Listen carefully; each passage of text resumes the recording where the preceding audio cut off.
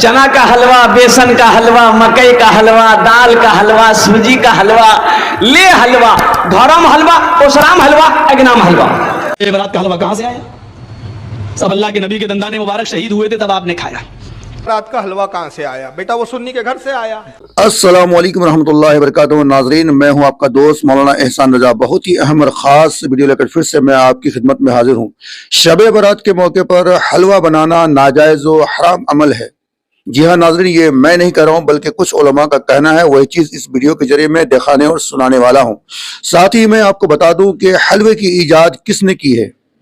क्या हमारे हुजूर के ज़माने से हलवा चला आ रहा है या बाद में किसी ने इसका ईजाद किया है?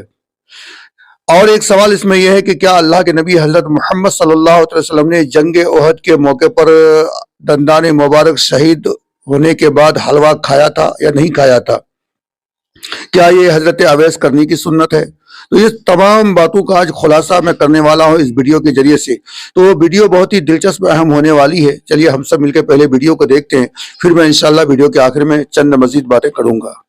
कि शाबान की 15वीं रात को हलवा पकाने को ज़रूरी समझना ये एक बिदात है, इसलिए कि अल्लाह के नबी अलैहिस्सलातु वस्सलाम से, सहाबा से, मुहद्दिसीन और मुफस्सिरीन से, फुक़हा से हलवा पकाना इस रात में साबित नहीं है। शब बारात में हलवे बनाना, क्या शब बारात में हलवा बनाना जायज़ है और क्या इसमें फातिहा वगैरह करना जायज़ है? आयशा साहिबा इंडिया से बिल्कुल नाजायज़, अरे अमाल नाजायज़ है। इस्लाम में हलवे की कोई फजीलत नहीं है। ये दो हदीस में आता कान नबी सल्लल्लाहु अलैहि वसल्लम युहिब्बुल हलवा, कि इस तरह की कोई रिवायत है कि आपको मीठा पसंद है। तो मीठे से मुराद नेचुरल मीठा, वो तो हर एक कोई पसंद होता है, जैसे खजूर है, शहद है, ये मुराद है। जिस रात को हम लोग कहते हैं शबे बारात, अब कुछ लोग कहते हैं हलवे वाली रात। ले हलवा की दे हलवा। हमारी बहुत सारी माँ बहनें भी आई हुई हैं। हमारी माँ बहनें पूरी रात हलवा बनाने के चक्कर में गुजार देती है। बोलती खुद यार पापा का चना का हलवा बड़ा अच्छा लगी।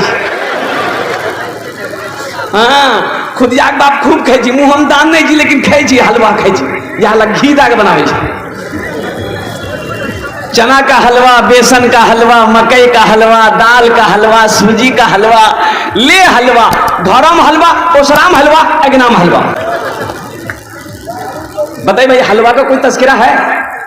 अच्छा, कोई किताब में है हलवा? हलवा के बारे में कोई किताब में है? किसी उलमा से सुने भाई ये हलवा आया कहां से, आखिर इसकी वजह क्या है, इसकी जरूरत क्या है? और भाई अच्छा खाना बनाओ, अल्हम्दुलिल्लाह खाओ घर में, वो तो सब दिन बनाते हैं, लोग बनाते ही है, लेकिन हलवे का कहीं कोई तस्करा नहीं है। उस रात जो करना चाहिए हम नहीं करते हैं, और जो नहीं करना चाहिए वही करते हैं। नबी ने सिर्फ एक बार खाया, तुम हर साल क्यों खाते हो? चलो मैंने मान लिया तुम्हारी बात, नबी ने सिर्फ एक साल खाया जिस दिन दंदाने मुबारक शहीद हुए, तुम्हारी पूरी जुर्रियत हर साल क्यों खाती है? ये है मारे घुटना। और दूसरी मौलाना बात फारूक साहब की जबानी जवाब भी सुन लीजिए, हलवा हम क्यों बनाते हैं, हलवा क्यों खाते हैं? मुल्ला जी ने बड़ी दूर की कौड़ी लाई, हुजूर के दंदाने मुबारक शहीद हुए। दंदान यानी दांत शरीफ। गज़वा उहद में एक काफिर ने पत्थर मार दिया था, हुजूर का एक दांत शरीफ शहीद हो गया था, तो उस दिन हुजूर ने हलवा खा लिया, एक ही बार खाया। अव्वल तो कोई रिवायत में साबित नहीं कि हुजूर ने हलवा उस दिन खाया, एक बार खाया। बोलता मैं तो अभी साबित करूंगा, एक बार नहीं कई बार खाया और बार बार खाया, लेकिन चलो एक बार ही मान लो। तो कहता है हुजूर ने तो एक बार खाया, तुम हर साल क्यों खाते हो? हर साल क्यों खाते हो? अब जवाब भी खुद दिया, पहले सुन ले जवाब उसका। अब जो काम मेरे नबी ने एक बार किया वो जिंदगी भर की दलील बन जाती है। अगर वो काम जिंदगी भर की दलील बन जाती है तो हम बाद में सुनना। तो हुजूर ने एक बार खाया, तुम हर साल क्यों खाते हो? इस जाहिल को मालूम नहीं कि नबी जिंदगी में एक बार भी अमल करे वो भी सुन्नत है। अब मैं एक दलील दे रहा हूं, पूरी जिंदगी में, सुनाने अबू दाऊद की हदीस है, पूरी जिंदगी में हुजूर ने सिर्फ एक बार अजान दी। एक बार अजान? कितने बार अजान दी? एक बार। एक जंग के मौके पे आका ने कहा आज अजान मैं दूंगा, और रावी हदीस कहते कि जब हुजूर इस लफ्ज़ पर पहुंचे अशहदु अन्ना मुहम्मदुर रसूलुल्लाह, तो हुजूर ने अशहदु अन्ना मुहम्मदुर रसूलुल्लाह नहीं फरमाया, बल्कि क्या फरमाया? अशहदु इन्नी रसूलुल्लाह, गवाही देता हूं कि मैं ही अल्लाह का रसूल हूं। पूरी जिंदगी में एक बार रसूल ने अजान दी। वहाबी जी हुजूर ने तो एक बार दी, तुम 5 वक्त रोजाना क्यों देते हो? एतराज तो ये भी आता है फिर। और एक ऐसी दलील दे दूं कि इसका बाप भी जवाब नहीं दे पाएगा। पूरी जिंदगी में हुजूर ने सिर्फ एक बार हज किया। तुम बेगैरत हर साल क्यों हज को जाते हो? पूरी जिंदगी में कितने बार हज किया हुजूर ने? एक ही बार। तो एक बार करके बैठ जाना घर पे। लेकिन वहां बड़े भी तो बहुत जाते हैं मुफ्त के माल में। तो ये तो जहालत की बात है।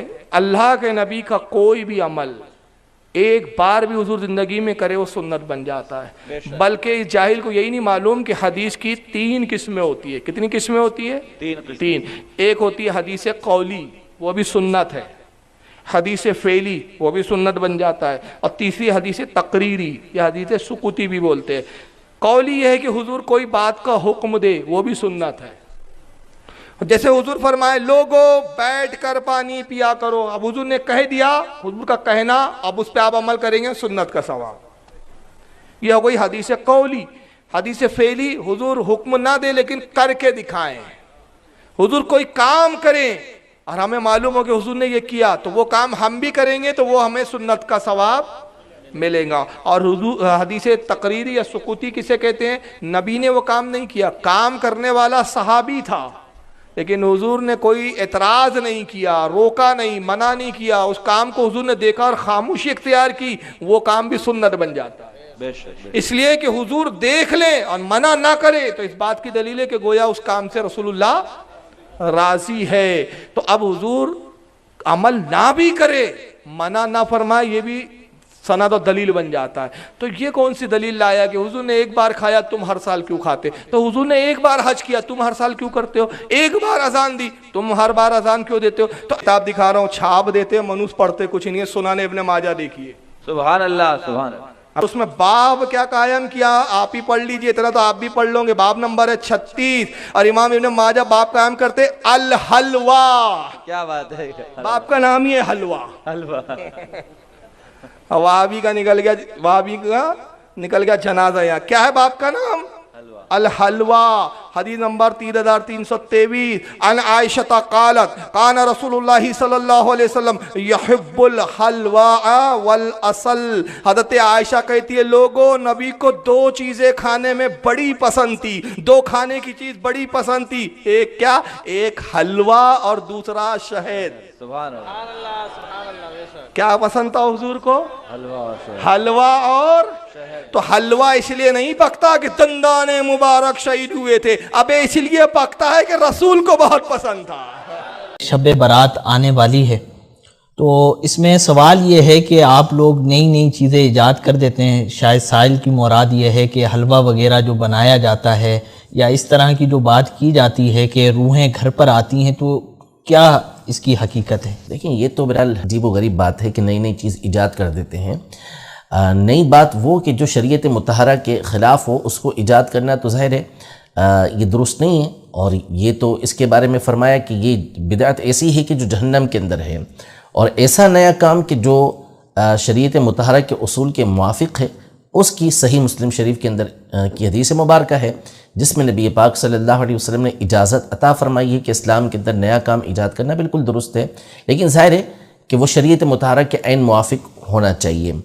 बाकी रहा हलवा बनाना, तो ज़ाहिर है कि मोमिन मीठा होता है और मीठे को पसंद करता है, तो वो चाहे वो शब बारात के अंदर बनाया जाए, शब मेराज के अंदर बनाया जाए, किसी भी दिन बनाया जाए, बनाने में कोई हर्ज नहीं है। जो एतराज़ करता है वो भी हलवा खाता है, जिस पर एतराज़ किया जाता है वो भी हलवा खाता है। हो सकता है एतराज़ करने वाले ज़्यादा खाते हों और शायद जो है वो बेचते भी ज़्यादा ही वो लोग हों कि जो एतराज़ करते हैं। तो एतराज़ जो है वो एतराज़ जो करता है उसके बारे में अरबी ज़बान का एक मशहूर मक़ूला है कि अल-मुअतरिदु कल आमा।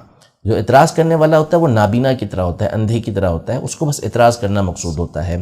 तो नबी पाक सल्लल्लाहु तआला अलैहि वसल्लम मीठी चीज़ को पसंद करते थे और फरमाते थे कि मोमिन मीठा होता है और मीठे को पसंद करता है। तो मीठा कभी भी बनाया जाए, किसी भी दिन आप बनाएं, अच्छी नीयत के साथ बनाएंगे, सवाब भी मिलेगा उस पर और खाना भी उसका दुरुस्त होगा। अब रहा शब बारात को बनाना, तो शब बारात भी एक दिन है, एक रात है, उसमें आप बनाते हैं तो उसमें भी कोई हर्ज नहीं है। 15वीं शाबान के दिन में बनाते हैं तो उसमें भी कोई हर्ज नहीं है। हाँ, कोई नाजायज़ काम उसमें आप कर रहे हैं, हराम माल कमाया हुआ है, جس سے اس سے آپ بنا رہے ہیں یا اس کے اندر کوئی حرام چیز استعمال کر رہے ہیں تو وہ ایک الگ بات ہے، لیکن کوئی بھی ایسا نہیں کرتا۔ حلال طیب مال سے حلال طیب چیزیں بنائی جاتی ہیں، اور حلال طیب چیز کھانے کا قرآن مجید فرقان حمید کے اندر حکم موجود ہے۔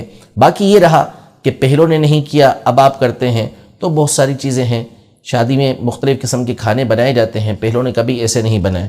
سنت کی نیت سے شادی کرے، نکاح کرے اور اس کے اندر وہ بہترین کھانے بنائے، نہ صحابہ سے ثابت، شادی حال میں جس طرح ہمارے یہاں کچھ بھی نہیں، ایسا کچھ بھی نہیں ہوتا تھا پچھلے زمانے کے اندر۔ لیکن اب بڑے بڑے لوگ جو اعتراض کرنے والے ہیں وہ بھی اسی طریقے کے معاملات کر رہے ہوتے ہیں، تو پھر وہ بھی بند کر دینا چاہیے، حالانکہ کوئی بھی اسے بند نہیں کرتا۔ تو اس سے دین کے اندر کسی طرح کا کوئی خلل نہیں ہے، یہ دین کے کسی بھی طرح خلاف نہیں ہے، تو لہذا اس طرح کا عمل کرنے میں کوئی حرج نہیں۔ ناظرین کرام، وہابی اور دیوبندیوں کے سوالوں کا جواب مولانا فاروق اور دیگر علماء نے بہترین انداز میں دیا، اور امید ہے کہ ان کے جوابوں سے آپ مطمئن ہو گئے ہوں گے۔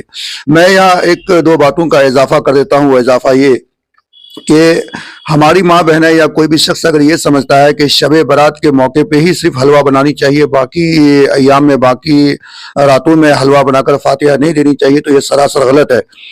حلوہ ہمارے نبی حضرت محمد صلی اللہ علیہ وسلم کو میٹھی چیزوں میں سب سے پسندیدہ چیز تھا، اس لیے حلوہ بنا کر فاتحہ یا میلاد کرنا یہ بہترین عمل ہے، آپ کر سکتے ہیں، کیونکہ یہ ہمارے حضور کی پسندیدہ چیزوں میں سے ایک چیز ہے۔ دوسری بات کا اضافہ یہ کرنا چاہوں گا کہ ہماری ماں بہنیں یا آپ میں سے کوئی شخص اگر یہ سمجھتا ہے کہ صرف 15ویں شعبان کے موقع پر ہی ہماری روحیں گھر میں آتی ہیں، تو یہ سراسر غلط ہے۔ اعلیٰ حضرت امام محمد رضا خان فاضل بریلوی نے فتح رضویہ اور دیگر کتب میں بھی یہ روایت موجود ہے۔ 5 راتیں ایسی ہے جو ہمارے گھر میں روح آتی ہیں۔